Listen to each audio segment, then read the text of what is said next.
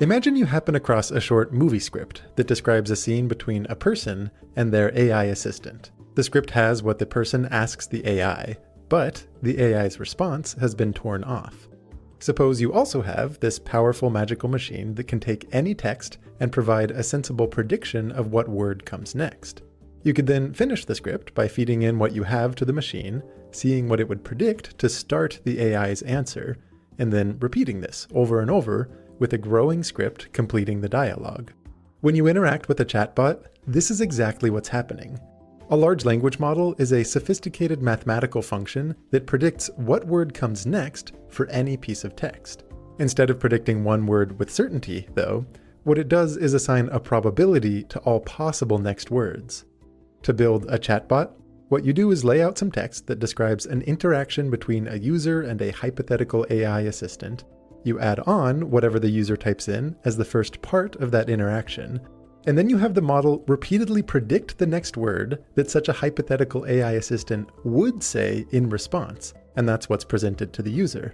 In doing this, the output tends to look a lot more natural if you allow it to select less likely words along the way at random.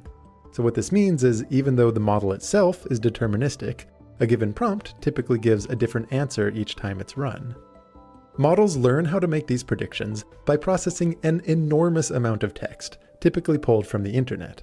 For a standard human to read the amount of text that was used to train GPT-3, for example, if they read nonstop 24/7, it would take over 2,600 years. Larger models since then train on much, much more.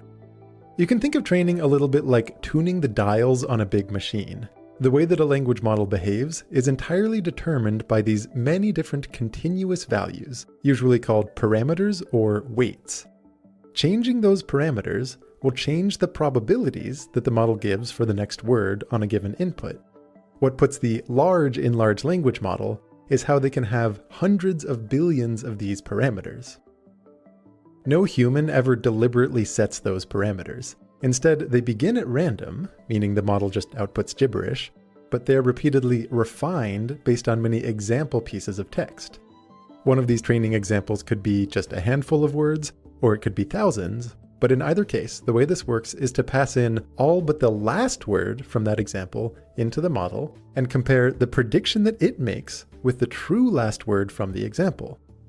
An algorithm called backpropagation is used to tweak all of the parameters in such a way that it makes the model a little more likely to choose the true last word and a little less likely to choose all the others. When you do this for many, many trillions of examples, not only does the model start to give more accurate predictions on the training data, but it also starts to make more reasonable predictions on text that it's never seen before. Given the huge number of parameters and the enormous amount of training data, the scale of computation involved in training a large language model is mind-boggling. To illustrate, imagine that you could perform 1 billion additions and multiplications every single second. How long do you think that it would take for you to do all of the operations involved in training the largest language models? Do you think it would take a year? Maybe something like 10,000 years? The answer is actually much more than that. It's well over 100 million years. This is only part of the story, though. This whole process is called pre-training. The goal of auto-completing a random passage of text from the internet is very different from the goal of being a good AI assistant.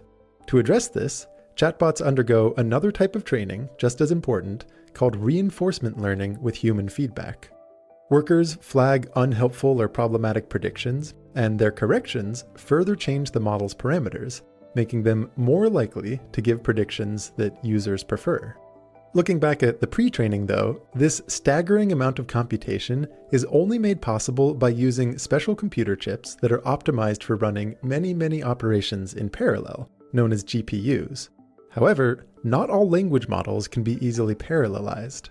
Prior to 2017, most language models would process text one word at a time. But then, a team of researchers at Google introduced a new model known as the transformer. Transformers don't read text from the start to the finish. They soak it all in at once, in parallel. The very first step inside a transformer, and most other language models for that matter, is to associate each word with a long list of numbers. The reason for this is that the training process only works with continuous values, so you have to somehow encode language using numbers, and each of these list of numbers may somehow encode the meaning of the corresponding word. What makes transformers unique is their reliance on a special operation known as attention.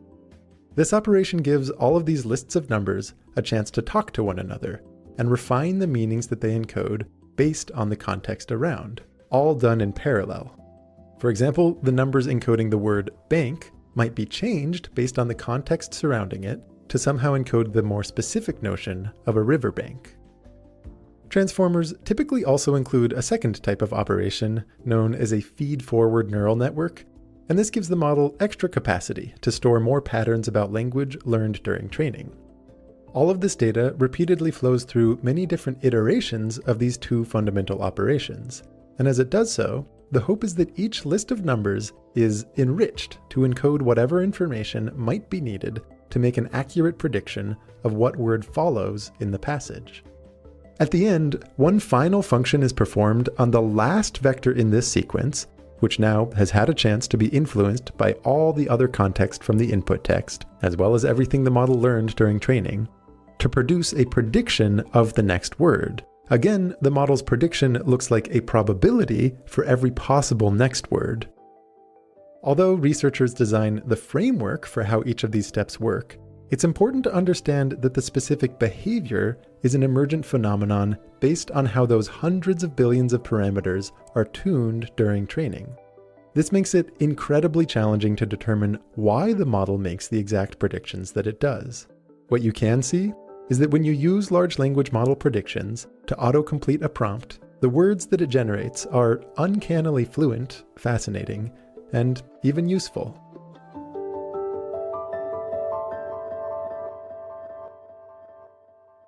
If you're a new viewer and you're curious about more details on how transformers and attention work, boy do I have some material for you.